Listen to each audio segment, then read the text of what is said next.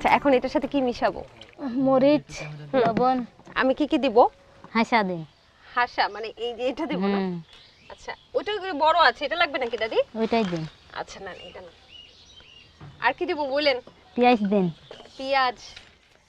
আচ্ছা আমরা বেগুন ভর্তা বানানোর জন্য এখন পেঁয়াজ নিচ্ছি। কয়টা লাগবে একটা বেগুনে? 2টা দিন।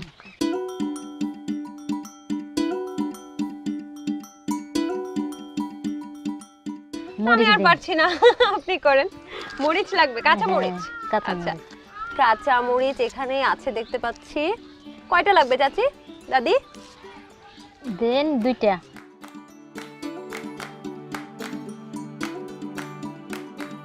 দাদি বানানোর পরে আপনার আর আমার যৌথ রান্না হবে তাই না? হ্যাঁ আসলে আপনি আমাকে শিখিয়েছেন কিভাবে কাটতে হবে মরিচ, একটু দেখে দেন না। চিকন করে কাটতে হবে তোমার। অনেক চিকন করে? হ্যাঁ।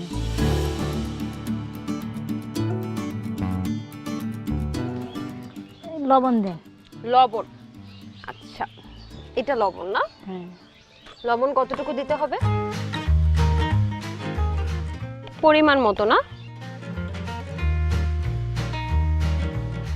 আচ্ছা এটা মাখানোর পরে এখন সরিষার তেল দেয়া হচ্ছে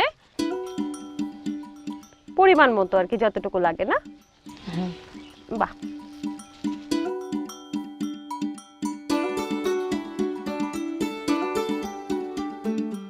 আমি কি একটু খেয়ে দেখতে পারি? খাই দেখেন লবণ হইলো কি কি। সব ঠিক আছে, অনেক মজা হয়েছে। তাহলে সেই কাঙ্ক্ষিত সময়ে আমরা চলে এসেছি দর্শক। আমাদের বেগুন ভর্তা এবং কালাই রুটি দুটোই হয়ে গেছে। আমি আর বেশি কথা বলতে পারছি না কারণ আমার জিভে জল এসে পড়েছে। এখন কোথায় এইখানে খাবো দাদি? খান। আচ্ছা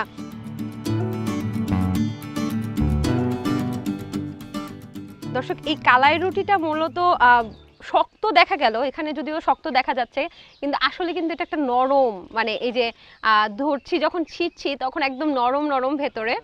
এখন আমি গরম গরম কালাই রুটি বেগুন ভর্তা দিয়ে খাবো।